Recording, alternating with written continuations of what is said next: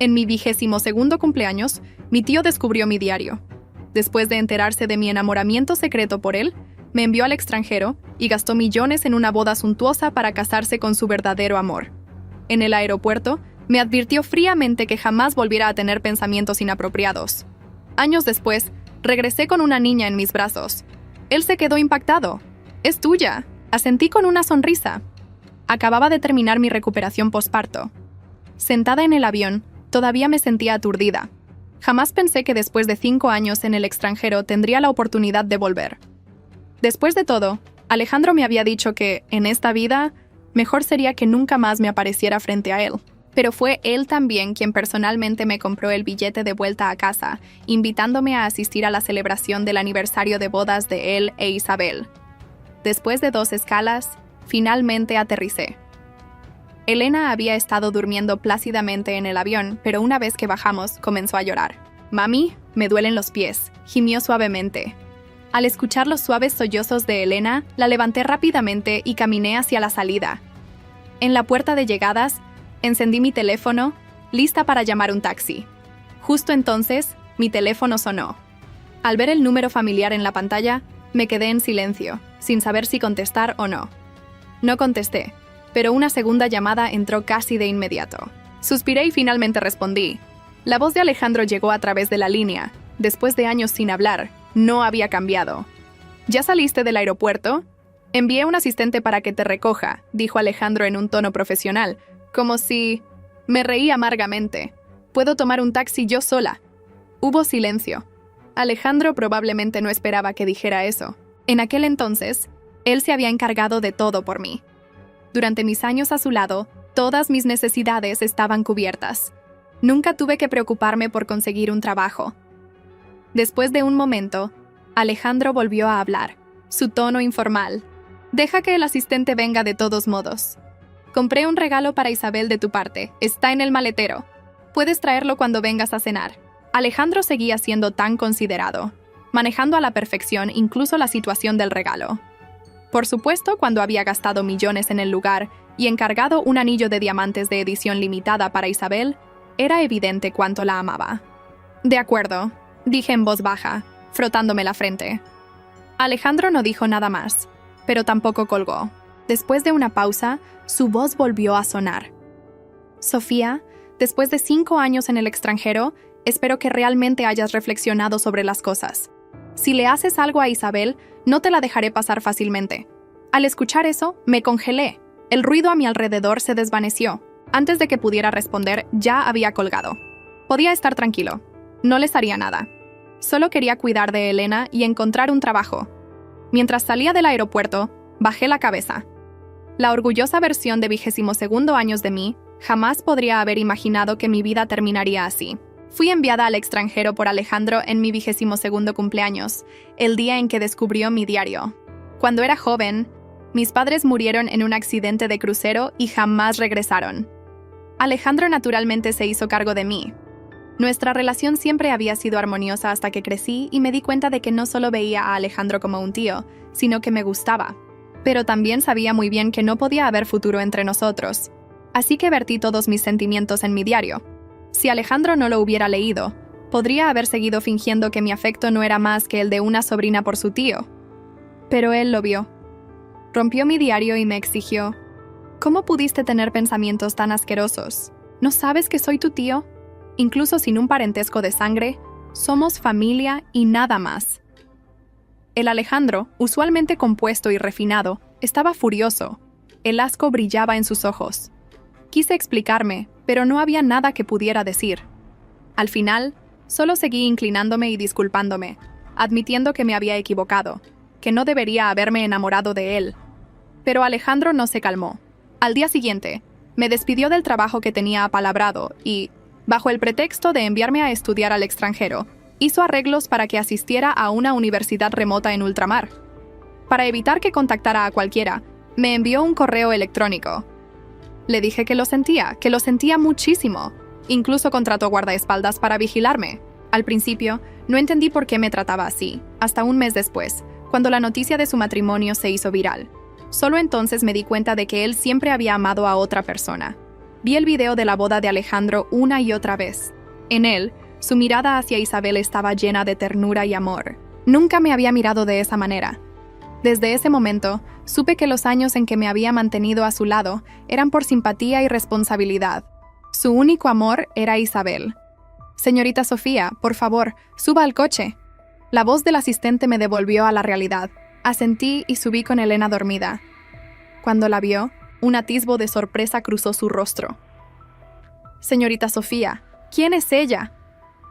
Hice un gesto de silencio, temiendo despertar a Elena.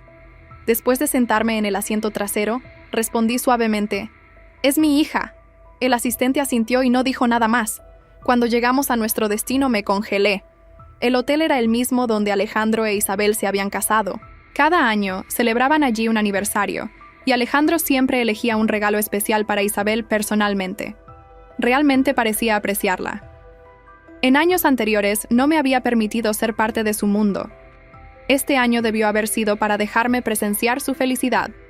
Salí del coche aturdida y vi a Isabel caminando hacia mí, sonriendo. A diferencia de mi apariencia demacrada y mi ropa sencilla, ella llevaba joyas y perfumes caros.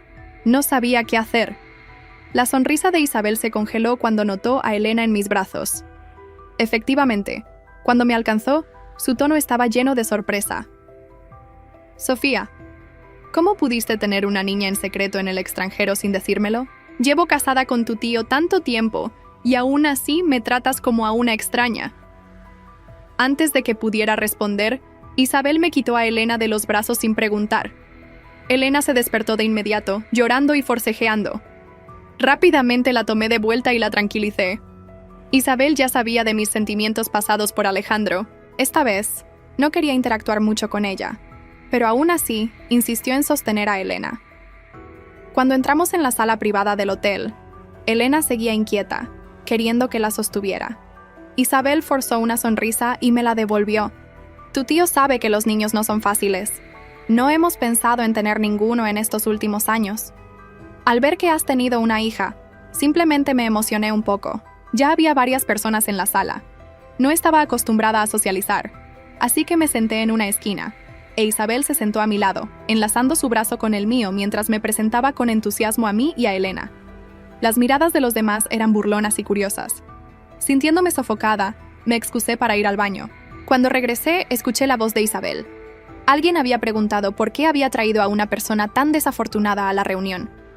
¿Qué persona desafortunada? Sofía es la sobrina de Alejandro. Aunque una vez se equivocó e intentó seducirle. Ahora que tiene una hija, seguramente no cometerá más errores. Al escuchar a Isabel decir eso, me quedé en silencio en la puerta. Para los demás, yo era solo una loca que una vez intentó seducir a su tío, una mujer desvergonzada. Elena tiró de mi manga con inquietud, y la consolé suavemente antes de volver a entrar. Algunas cosas tenían que ser enfrentadas tarde o temprano. No sé cuánto tiempo pasó antes de que todos se levantaran de repente. «El señor John está aquí». Un grupo de personas se apiñó a su alrededor. Yo me quedé sentada. Finalmente levanté la vista y vi a Alejandro. Parecía más delgado, vestido de traje, con Isabel apoyada en su brazo. Sus ojos se encontraron con calidez y afecto. No me notó sentada tranquilamente en la esquina. Después de todos estos años, él seguía siendo el centro de atención, mientras que yo era la que quedaba atrás. Entonces Isabel sonrió y le dio un codazo. «Alejandro, Sofía también está aquí. Ustedes dos no se han visto en años. Pónganse al día un poco. Sofía incluso trajo una sorpresa». Ante la palabra sorpresa, la expresión de Alejandro no cambió. Ayudó a Isabel a sentarse y le pidió un vaso de leche antes de finalmente mirar en mi dirección. Elena se encogió, cautelosa. Los ojos de Alejandro se abrieron de par en par al verla. «Sofía, ¿qué es esto?», preguntó. Estaba preguntando por Elena. Yo no le había contado a nadie sobre ella, por lo que las reacciones de todos fueron una mezcla de shock y curiosidad. Isabel habló por mí. «Alejandro, esta es la hija de Sofía. ¿Verdad que es adorable? Se parece a su madre. Y parece tener ya algunos años». La mirada de Alejandro se desvió de Elena hacia mí, estudiándome cuidadosamente.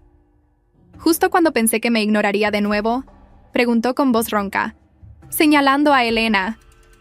«Entonces, durante estos años en el extranjero, ¿te casaste y tuviste una hija?». Levanté la cabeza. Lo miré directamente y asentí. Me casé hace un tiempo. Lamento no habértelo dicho. Las palabras que siguieron se sintieron más pesadas que el aire mismo.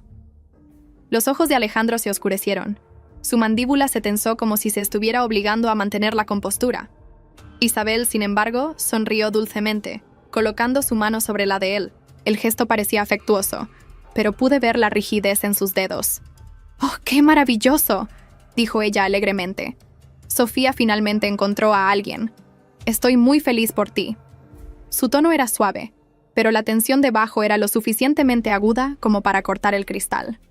Casi podía escuchar sus pensamientos. Se preguntaban quién se casaría con alguien como yo, la sobrina que una vez había sido desterrada por amar a su tío. Alejandro no respondió a las palabras de Isabel. Se sentó allí en silencio, mirándome como si tratara de encontrar rastros de una mentira en mi rostro. Sostuve su mirada con calma, negándome a inmutarme. Elena, todavía aferrada a mi brazo, hundió su rostro en mi hombro. Le acaricié el pelo suavemente, fingiendo no notar la creciente inquietud en la sala. Después de un largo momento, Alejandro finalmente habló. «¿Dónde está tu marido?». Sonreí débilmente. «Falleció hace un año». El shock en su rostro fue genuino esta vez. Incluso la estudiada compostura de Isabel se resquebrajó por un segundo. «Dios mío, lo siento mucho», murmuró ella, colocando una mano en su pecho. Pero sus ojos se dirigieron a Alejandro, midiendo su reacción. «Está bien», respondí en voz baja. No tuvimos mucho tiempo juntos, pero él me dejó algo mucho más precioso. Miré a Elena, que me miraba con curiosidad. La voz de Alejandro era baja cuando preguntó: «¿Qué edad tiene?». 4. Las matemáticas lo golpearon de inmediato. 4 años. Casi podía ver el cálculo ocurriendo detrás de sus ojos.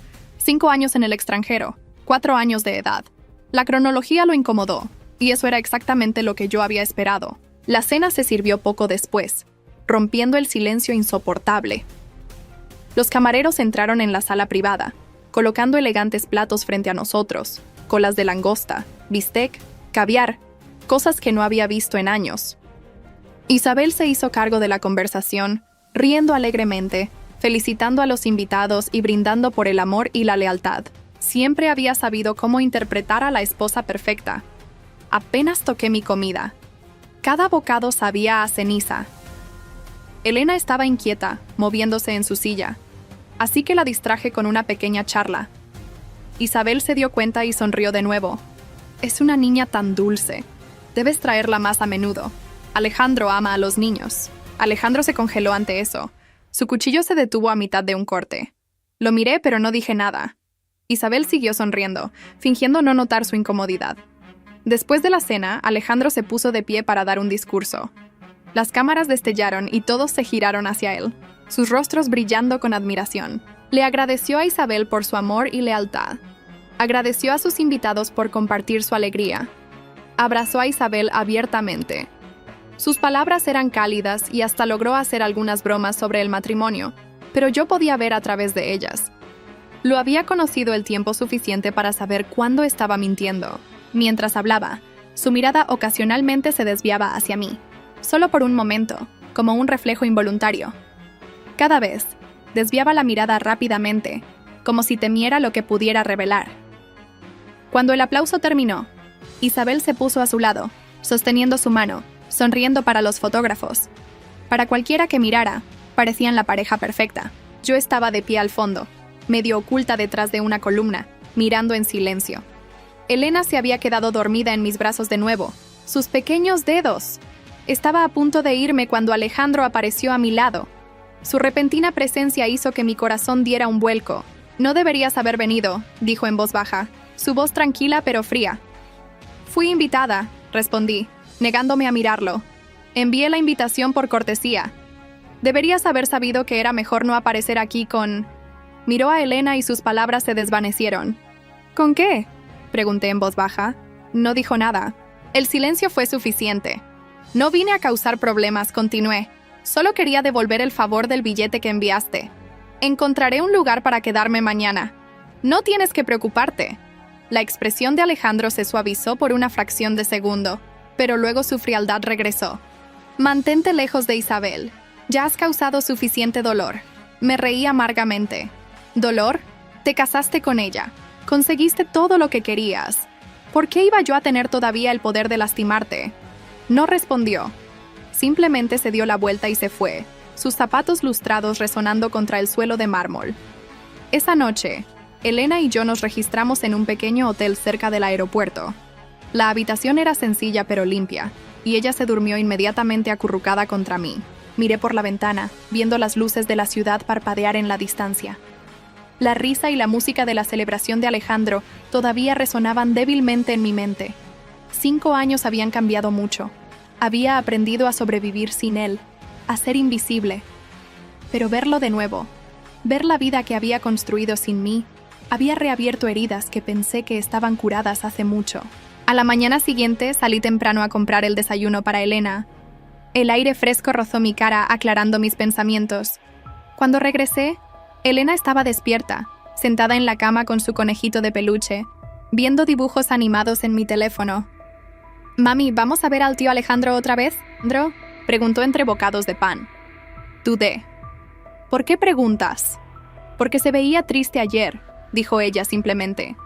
Me congelé. Sus palabras calaron hondo en mí. Esa no era la palabra que yo habría usado para Alejandro, pero tal vez los niños veían cosas que los adultos... Más tarde ese día mi teléfono volvió a sonar.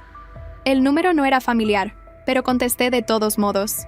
Era el asistente de Alejandro. «El señor John me pidió que te trajera algo. ¿Podrías reunirte conmigo en la cafetería frente al Hotel Blue Harbor?» Dudé. Luego acepté. Cuando llegué, el asistente ya estaba esperando. Me entregó un sobre sellado y una pequeña caja. «El señor John dijo que esto es para ti». Abrí el sobre. Dentro había un cheque por $50,000 y una nota escrita con la pulcra caligrafía de Alejandro. «Cuídate». Me quedé mirando el papel durante un largo rato. La caja contenía una delicada pulsera de plata, pequeña, del tamaño de la muñeca de una niña. La reconocí al instante. Era la misma pulsera que Alejandro había comprado una vez para el hijo no nacido de Isabel cuando ella pensó. Ella había abortado poco después, y él había guardado la pulsera bajo llave. Ahora se la estaba dando a Elena. El gesto me quemó más de lo que me conmovió. Puse la pulsera de vuelta en la caja, cerré el sobre y se los entregué al asistente. «Dile que no necesito caridad». El asistente parecía incómodo. «Señorita Sofía, el señor John solo díselo», interrumpí, levantándome. «No necesito nada de él». Salí antes de que pudiera responder. En el momento en que salí, el viento golpeó mi cara, frío e implacable. Por primera vez en años, me permití llorar. No por tristeza, sino por agotamiento. Esa tarde, llevé a Elena al parque cerca del hotel. Ella corrió felizmente, persiguiendo palomas, su risa resonando en el espacio tranquilo. Verla me recordó por qué había soportado todo. Ella era mi razón para mantenerme fuerte. Pero cuando el sol comenzó a ponerse, noté una figura familiar de pie junto a los árboles. «Alejandro». Nos estaba observando en silencio, con las manos en los bolsillos. Cuando lo noté, se acercó. «¿Por qué te negaste?», preguntó sin preámbulos. «Porque no lo necesito», respondí. «Es para Elena», dijo firmemente. Dijo. «Entonces deberías habérselo dado a su madre en lugar de enviarlo a través de otra persona», dije. «No puedes venir a jugar al benefactor generoso ahora, Alejandro. Tú ya decidiste lo que valía hace 5 años». Su rostro se tensó. «Hice lo que tenía que hacer. Cruzaste una línea.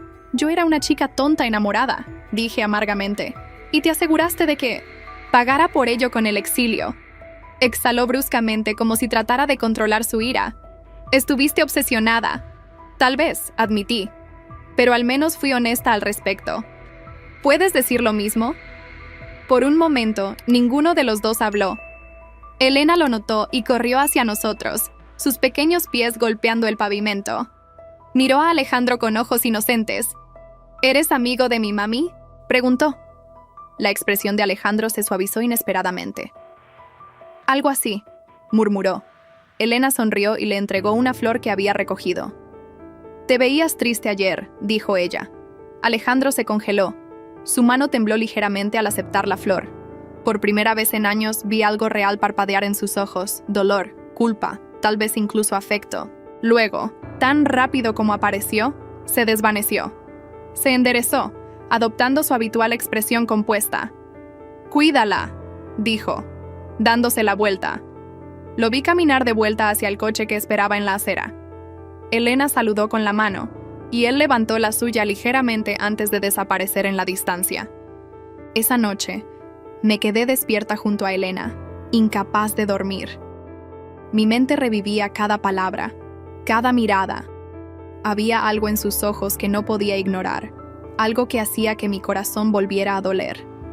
Pensé que había dejado el pasado atrás, pero el pasado, al parecer, no había terminado conmigo.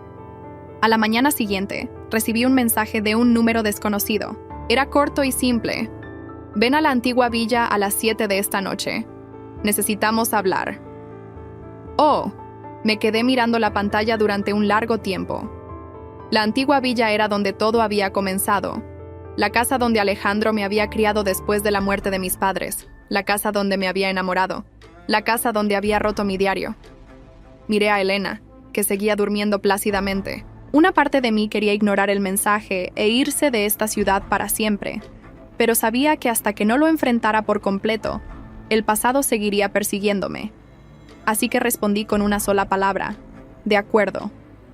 A medida que se acercaba la noche, sentí el mismo nerviosismo que había sentido años atrás. La diferencia era que esta vez ya no era la chica ingenua que él podía controlar.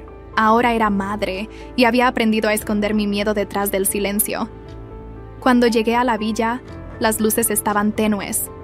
Alejandro ya estaba allí, de pie junto a la ventana, mirando hacia la oscuridad. Entré, y durante un largo tiempo, ninguno de los dos habló. «Gracias por venir», dijo finalmente. Cerré la puerta detrás de mí, con el corazón firme a pesar de la tormenta dentro de mí. «Terminemos lo que empezaste hace 5 años», dije en voz baja. Y así fue como el segundo capítulo de nuestra historia inconclusa comenzó a desarrollarse. La antigua villa olía igual que en mis recuerdos, una mezcla tenue de cedro y lino, el tipo de limpieza cuidadosa que borra huellas dactilares pero que nunca elimina del todo una vida. Dudé. Las luces eran cálidas pero bajas, las cortinas a medio correr como si la propia casa estuviera escuchando. Alejandro estaba de pie junto a la ventana, de espaldas a mí. Cuando se giró, no había ceremonia en su rostro, ni sonrisa pulida para invitados o cámaras. Parecía cansado.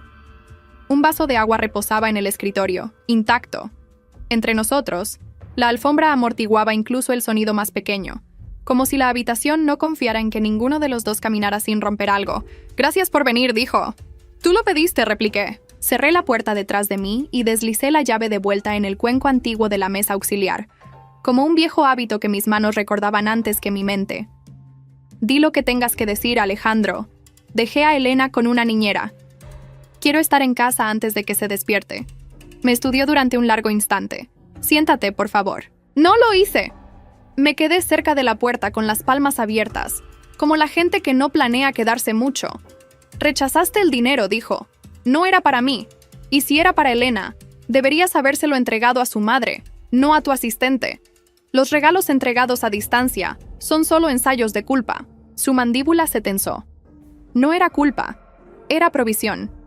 «Provisión no es un cheque en un sobre», dije. «Provisión es aparecer. Es usar tu propia voz cuando tienes algo que decir». Él desvió la mirada primero. A través de la ventana, el césped rodaba hacia el viejo sicómoro que había dado sombra a mis veranos de infancia. Recordé juegos de mesa en mantas de picnic, una niña tendida boca abajo trazando nubes con un dedo, la sombra de un hombre que leía contratos en largas tardes y que siempre recordaba levantar la vista cuando me iba. «Hace 5 años», dijo Alejandro por fin, «creí que estaba protegiendo a todos. A ti, a mí mismo, a Isabel, a la compañía. Creí que la distancia enfriaría un fuego antes de que incendiara una casa.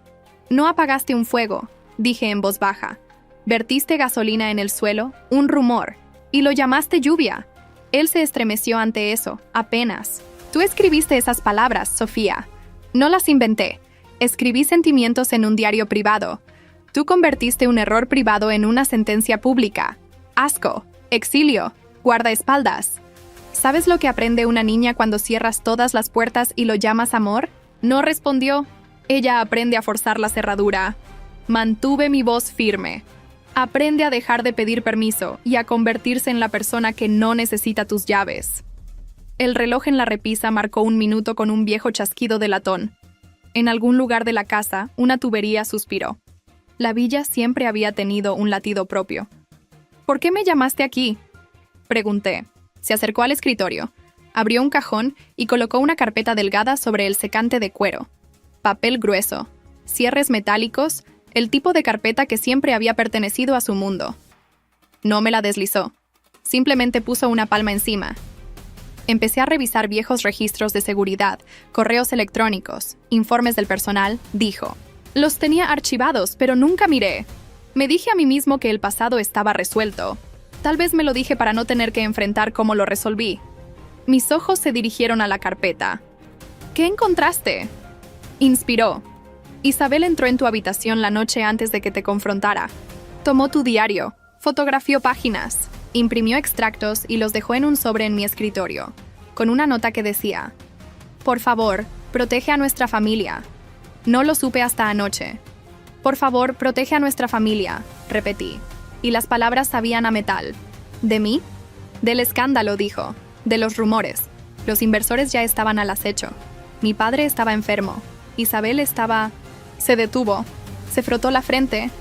Estaba aterrorizada. O dijo que lo estaba. Le creí.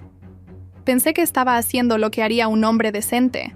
Trazar una línea limpia. Eliminar la tentación. Afianzar los cimientos. Casi me reí. Pudiste haber hablado conmigo. Pudiste haber elegido la verdad sobre el miedo. Tenía miedo de mi propio fracaso, dijo. Cada palabra deliberada. Tenía miedo de haberte fallado al dejarte crecer pensando que yo era algo más que un tío. Ya no eras una niña, y yo tampoco. No confiaba en mí mismo para hablar sin romper algo. Su confesión flotó entre nosotros, el frágil panel de cristal que ninguno de los dos se atrevía a tocar. Yo no lo rescataría de eso. ¿Y ahora?, pregunté. No puedo reescribir lo que hice, dijo. Pero puedo corregir lo que permití que se mantuviera. Voy a presentar una declaración mañana. Dirá que nunca te comportaste de manera depredadora, que la decisión de estudiar en el extranjero fue solo mía, y que cualquier rumor que implique lo contrario es falso y difamatorio. La Junta lo verá, también nuestra familia, y cualquiera que lo necesite. Palabras pagadas por un membrete, dije. Es lo que puedo hacer, dijo. Podrías pedir mi perdón. Tragó saliva. Los tendones de su garganta se movieron. Lo siento, Sofía. Lamento haberte llamado asquerosa. Lamento haber elegido la distancia sobre la conversación. Lamento haber dejado que el miedo dictara tu vida. Lamento los guardaespaldas, la puerta, la forma en que hice que el mundo se sintiera pequeño y peligroso para que te quedaras donde te puse. Lamento el silencio después, la forma en que medí tu valor y la moneda de mi conveniencia. Lamento cada noche que lloraste y que fingí no escuchar al otro lado de un océano. El reloj volvió a sonar. No sabía que había estado conteniendo la respiración hasta que mi pecho me dolió. ¿Por qué ahora?, pregunté. Porque algunas preguntas no te sueltan incluso cuando las respuestas están frente a ellas con las manos abiertas. Sus dedos se tensaron contra la carpeta. Cuando vi a Elena, me di cuenta de que no había considerado lo que el futuro te pediría a ti, no lo que me pediría a mí. Los niños son el tiempo hecho visible. Ella me miró como si estuviera escribiendo un recuerdo en el que yo no merecía estar. Me obligó a mirar hacia atrás, y el pasado me devolvió la mirada. El nombre de Elena me tranquilizó. Apreté mis manos contra la madera lisa de la puerta, y sentí la casa en mis huesos otra vez. Elena no es tu responsabilidad, dije. Lo sé, replicó. Pero tú sí, no como una carga, ni como penitencia, como familia. El tipo de familia que no te pone barricadas en el mundo. Estás bajo su mano. Si planeas incendiar esta casa, al menos dame un vaso de agua para que pueda fingir que ayudo. No me moví. No tenía nada que decirle y todo que decirle. Y nada de eso importaba ya. Le dijiste a la gente que intenté seducirle, dije. Porque algunas verdades no son menos ciertas por ser obvias. Me llamaste desafortunada. Luego me invitaste a tu celebración como un trofeo en el estante equivocado. Ella sonrió sin calidez. Querida, yo no inventé tu diario. Simplemente entendí el riesgo. Una mujer que no cuida su rostro en un espejo no lo cuidará en público. Lo cuidé por ti. Tú cuidaste tu estatus, dije. Y me usaste como muro. Se giró hacia Alejandro. Si publicas una declaración, dirán que eres parcial. Dirán que la estás encubriendo por cómo se sintió. ¿Quieres darles ese guión a tus enemigos? Isabel, dijo Alejandro, y por primera vez en años usó un tono que una vez pensé que me pertenecía solo a mí. el tono de un hombre que se preocupaba más por la verdad que por la actuación. Me equivoqué. No seguiré equivocándome para que te sientas cómoda. Su compostura flaqueó. No puedes hablar en serio. Levantó la mano de la carpeta, deslizándola hacia mí. Esto incluye los registros y las impresiones, las fotografías de las páginas del diario, la marca de tiempo de la cámara al final del East Hall. Tú tomaste las páginas de papel, Isabel. Tú enmarcaste la historia. Yo te dejé. Esa es mi vergüenza. No será mi futuro. El color subió a su rostro, intenso y duro. Aborté por tu culpa, dijo, la acusación lanzada como cristal. ¿Recuerdas que sangré en esta alfombra mientras tú tenías reuniones sobre expansiones de mercado? ¿Recuerdas que me desperté sola porque no podías molestarte en detener una conferencia telefónica? Algo dentro de mí se dobló. El dolor no es un pastel. Que una persona lo tenga no significa que haya menos para otra. No excusé lo que ella había hecho, pero entendí cómo una herida puede convertirse en un arma si nadie la atiende. Siento que perdieras a tu bebé, dije. Las palabras no eran un puente, eran un hecho. Me miró fijamente como si le hubiera ofrecido una mano que no podía soportar tocar. La voz de Alejandro era más tranquila cuando volvió a hablar. La declaración no se trata de castigarte, Isabel. Se trata de decir la verdad. Debería haberlo hecho hace 5 años. ¿Qué pasa después de la declaración?, preguntó ella, y no supe si era un desafío o una súplica. Lo que pase después depende de nosotros, dijo, pero no se construirá sobre una mentira. Su risa fue quebradiza. ¿Crees que ser noble es una brújula? Es un espejo. Te gustas más cuando lo sostienes. Se dio la vuelta y se fue, la puerta golpeando el marco tras ella. Su perfume se quedó como el regusto de algo caro y amargo. Recogí la carpeta. Era pesada de sostener. No la abrí. No tienes que darme esto, dije. Sí tengo, respondió. Era tu vida la que reordenamos para que la nuestra fuera más pulcra. Deslicé la carpeta en mi bolso. Haz tu declaración. No porque necesite tu reputación para decirme quién soy, sino porque la niña que fui merece una voz en la sala donde la exiliaste. Asintió una vez, como una promesa hecha a un juez que no aceptaría nada menos que un pago exacto. ¿Puedo preguntar por el padre de Elena?, dijo entonces con cuidado, como si la pregunta fuera un pájaro que saldría volando si levantaba la voz. Podría haber mentido de nuevo. Había aprendido a hacerlo. Pero una puerta se había abierto, y yo estaba cansada de pasillos. Su nombre era Javier, dije. Enseñaba fotografía en una pequeña universidad y pensaba que cada amanecer era un nuevo lenguaje. Le encantaba el ramen y las películas antiguas, y una vez me convenció de que una lámpara de segunda mano era una pieza faltante en nuestra sala de estar. Era amable. Murió rápidamente. Un aneurisma. Los médicos dijeron que no había nada que hacer. Quería conocerte algún día solo para darte las gracias por haberme criado cuando el mundo se vino abajo. No llegó a hacerlo. La mano de Alejandro se curvó sobre el escritorio, no con rabia, sino con algo parecido al dolor. Lo siento. Suena como un buen hombre. Lo era, dije. Y por un momento la habitación se difuminó suavemente y se aclaró de nuevo. Hablamos durante otra hora. No sobre amor o líneas o el cálculo de la vergüenza, sino sobre cosas prácticas. El distrito escolar. Un pediatra al que podría llamar. El viejo jardinero que todavía venía los jueves y estaría feliz de podar el seto fuera del apartamento que había encontrado si quería. Fue una conversación hecha de bloques ordinarios, construyendo algo que podía sostenerse. Cuando salí de la villa, la noche se había asentado por completo. Bajé los escalones sin mirar atrás. El cielo estaba frío y limpio. Mi teléfono vibró en mi bolsillo con un mensaje de la niñera, de que Elena se había quedado dormida abrazando el conejito de peluche que había encontrado en el parque. Le respondí con un agradecimiento y aceleré el paso. La declaración salió a la mañana siguiente. No vi el comunicado de prensa cuando aterrizó en las bandejas de entrada, ni el memorando interno que lo siguió, ni las cautelosas llamadas de parientes que querían ser los primeros en ofrecer la segunda versión de la verdad. Lo que vi fue mi propio nombre en una pantalla sin los adjetivos que lo habían perseguido. Lo que escuché fue a Elena pidiendo panqueques. Lo que sentí fue un nudo que había dejado de fingir ser una columna vertebral, aflojándose una pulgada cuidadosa a la vez. Una semana después llegó una carta por mensajero. Sin logo, solo mi nombre en letras de molde pulcras. Dentro había 3 páginas. La primera era una disculpa formal en papel timbrado personal. La segunda era una declaración notariada que desmentía los rumores y reconocía el daño causado. La tercera era una copia de una escritura de beca, no un cheque, establecida a mi nombre para financiar un asiento cada año para un estudiante en el programa que una vez dejé debido a los arreglos de Alejandro. La beca tenía condiciones que yo había insistido en una llamada. Esa mañana, sin asiento en la junta para él, sin derechos de denominación, sin discursos, solo la matrícula pagada a tiempo y una nota tranquila a cada destinatario de que alguien creía que la puerta debería estar desbloqueada. En la parte inferior de la carta, debajo de su firma, había escrito en letras pequeñas que no intentaban actuar: no espero la absolución, trabajaré por la reparación. Si hay una manera de ser tu familia sin sostener tu vida como un asa, la aprenderé. Dejé las páginas y permití que la quietud me llenara. La reparación no es un truco, es un camino. Necesita zapatos, necesita agua, necesita días en los que sigues caminando incluso cuando el paisaje parece el mismo viejo cercado. Envié una respuesta corta que solo decía: gracias por decir la verdad. ¡Protégela!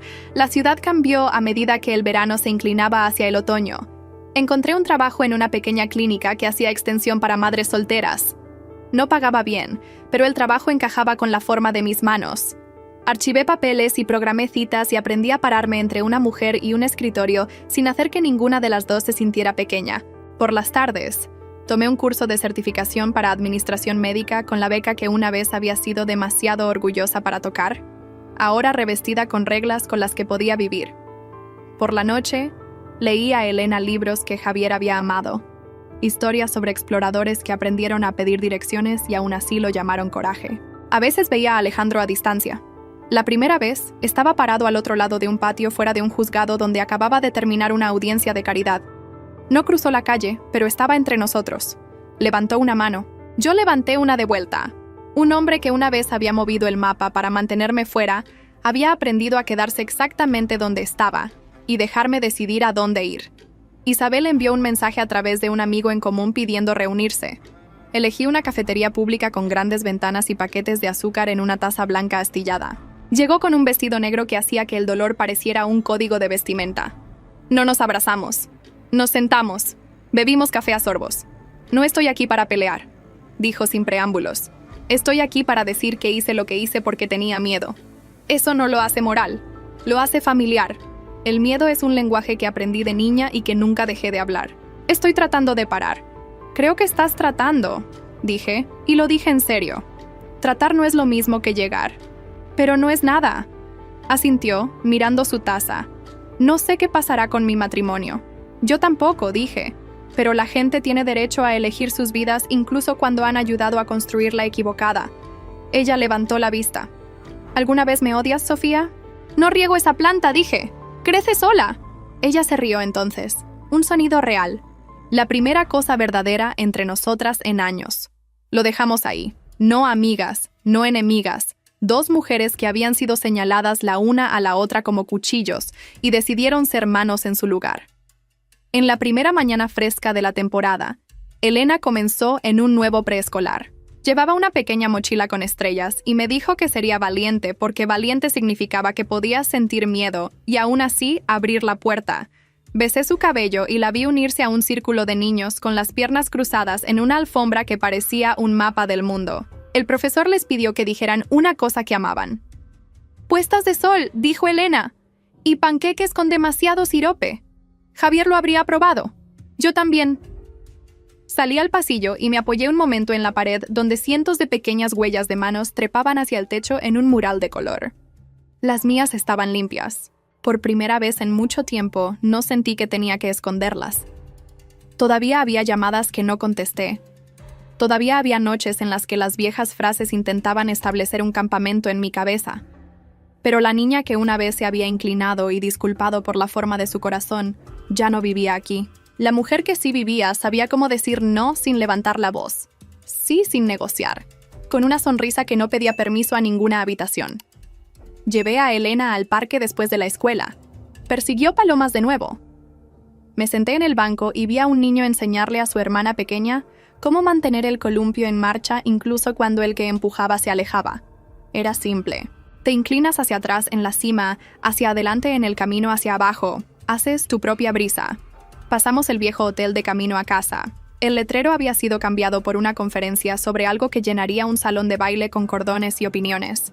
Hace 5 años había aprendido a medirme contra ese tipo de luz de araña. ¡Ya no lo hacía! Me detuve en la acera. En el reflejo del cristal vi a una mujer sosteniendo a una niña, y detrás de ellas, una ciudad que había dejado de sentirse como una prueba. Elena tiró de mi manga. «Mami, ¿podemos tomar un helado?» «Sí», dije. 2 bolas. Demasiado sirope. Ella sonrió.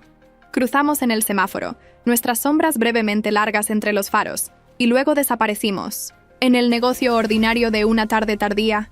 Más tarde, cuando ella dormía, abrí la carpeta por fin. Leí cada página. La cerré y la puse en el fondo de un cajón. No para esconderla, sino para mantenerla a salvo. Algunas historias no pertenecen a las repisas. Pertenecen a cajas con etiquetas claras donde podemos encontrarlas si olvidamos lo que sobrevivimos. En mi mesita de noche había colocado una pequeña flor, ahora seca, los pétalos quebradizos y sin peso. Elena la había recogido para Alejandro en el parque. Él la había... Esa noche. Días después, la había devuelto en un sobre pequeño con una nota que decía: «Ella eligió esto para mí. Yo estoy eligiendo esto para ti. Me gustaría ser un tío que aprende. Si alguna vez me necesitas, llama. Si nunca lo haces, lo entenderé». Deslicé la flor entre 2 páginas de un libro y sonreí a la habitación tranquila. Tal vez hay mundos en los que la niña se casa con su amor imposible y todos cuentan una historia sobre el destino en las cenas. Este no es ese mundo. En este, la niña se convierte en una mujer que ama las cosas pequeñas y resistentes que mantienen una vida unida. Una niña con sirope en la barbilla. Un trabajo donde el teléfono sigue sonando y aprendes a responder con tu propio nombre. Una carta que no borra una herida, sino que cose los bordes para que pueda sanar sin romperse cada vez que llueve. No siempre podemos elegir cómo comienza una historia. Podemos aprender a elegir cómo termina. Apagué la luz. En la habitación contigua, Elena respiraba a un ritmo suave y constante, el metrónomo con el que había aprendido a medir la paz. Afuera, la ciudad se resistía a dormir y luego cedía poco a poco. En algún lugar, en una casa con un sicómoro que conocía todas nuestras edades, un hombre dejó un espejo y tomó un mapa. Cerré los ojos y mantuve la última línea simple, como siempre son los verdaderos finales.